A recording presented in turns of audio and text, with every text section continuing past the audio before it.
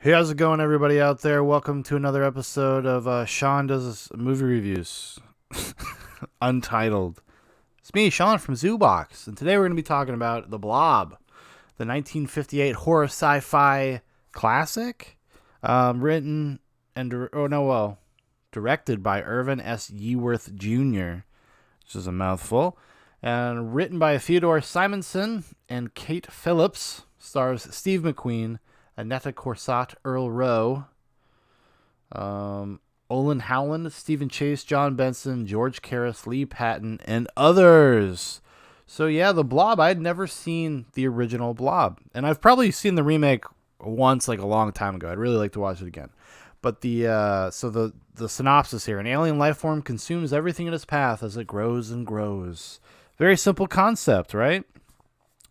Meteor falls to Earth. It's a little meteor rock. Guy pokes it, opens gelatinous thing. He pokes it, gets on him. He brings it to town. It starts absorbing everything around him. Back in the day, obviously this was obviously kind of a lower budget movie because there's not a lot of actual like blobbery, not a lot of hot blob action going on in this movie. It's more of a slow build. It's more about the idea of people believing in each other. And when somebody tells you something crazy, do you consider it or do you kind of ignore it? How do you treat people? And as the legend goes, and I think this seems pretty accurate, is that this is kind of an allegory or metaphor for communism in the 1950s, just about the Red Scare kind of stuff. Because it seems, I mean, literally the blob is red. Nobody knows where it is. Nobody believes that it's absorbing people. People are getting wrapped up in the blob. You can't escape the blob.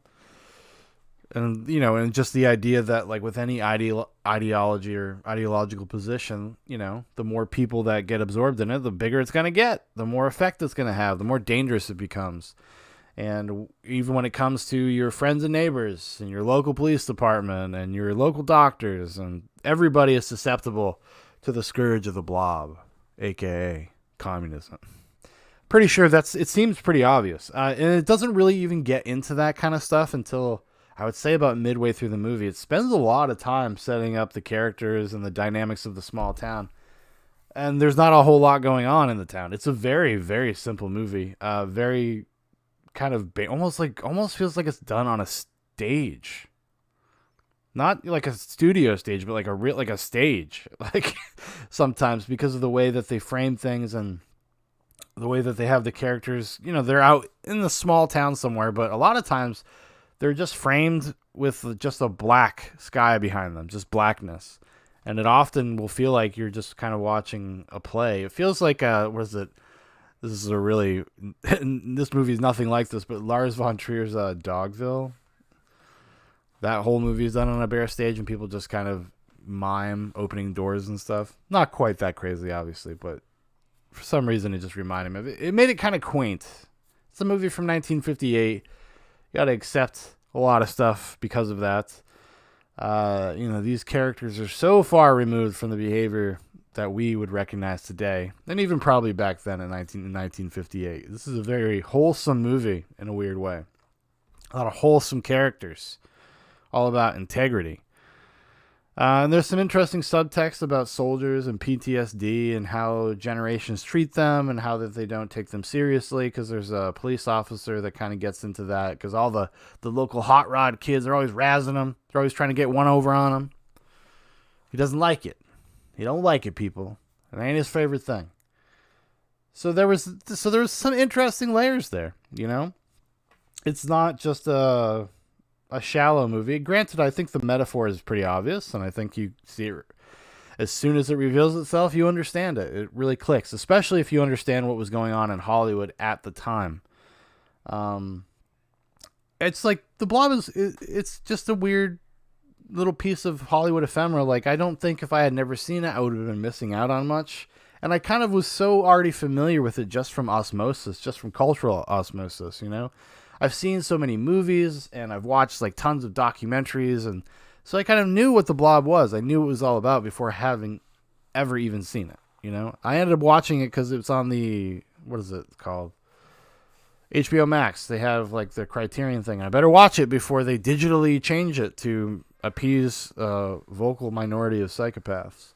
So it's like probably should start watching some of these old movies I've never seen because they will be altered or disappear or whatever. I want to see them in their pristine state. That's a reference to what's going on in the world right now. If you watch this in the future, it's really fucking stupid. Respect art, respect creation. Anyway, so Steve McQueen, this is an earlier Steve McQueen role, and this is the only time, I believe, or the last time that he is credited as Stephen McQueen. If you don't know who Steve, come on, you don't know who Steve McQueen is. Bullet, The Getaway, The Great Escape, Papillon. I actually kind of like Steve McQueen. He's a cool, very interesting kind of man's man actor in the same way that, what's his name is? Paul Newman is. They've got like this just kind of presence. Yeah, I should watch some more Steve McQueen movies. Thomas Crown Affair, excellent film. Great Escape, excellent. But anyways, yeah, he's 28 years old when they made this movie, and he's playing a teenager.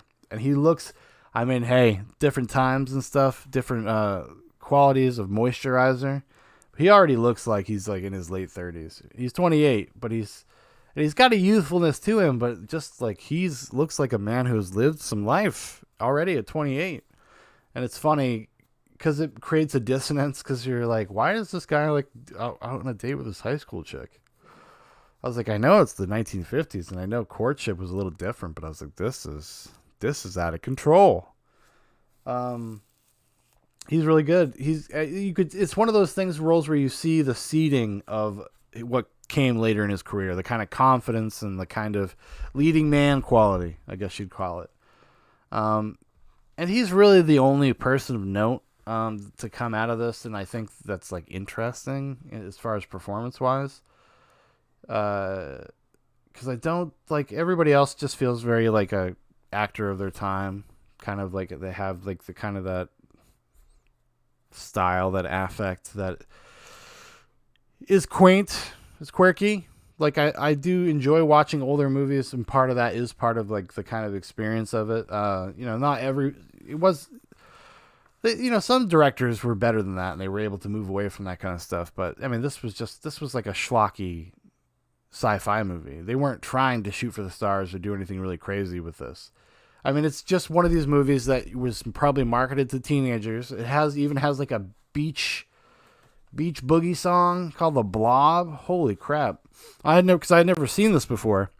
So the credits start and like there is like this late 50s era like beach blanket bingo type twist song called the Blob.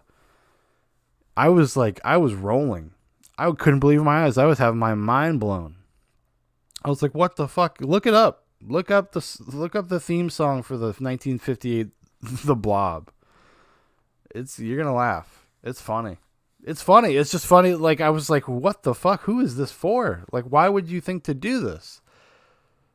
And then I started thinking about just like the idea of like, well, how do you sell a movie like this in 1958? And that was clearly one of the things that they were doing just to make it was like a teen package, you know?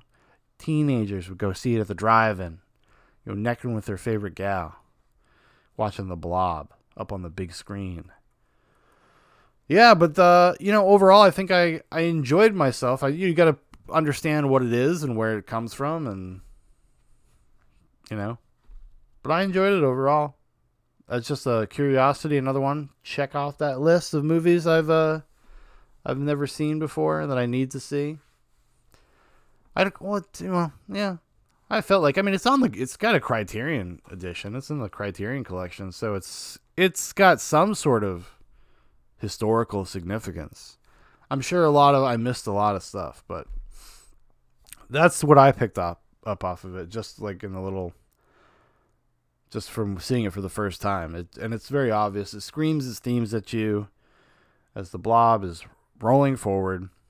It's funny though how much the movie sustains like not actually dealing with the Blob, and that's what led me to this concept. Or at least I think I found this or discovered this myself, realized it myself. I'm sure this probably watched a documentary that brought it up, but this the communism thing is really just about who do I trust and who's being for real, and are you paranoid if you think you see a communist?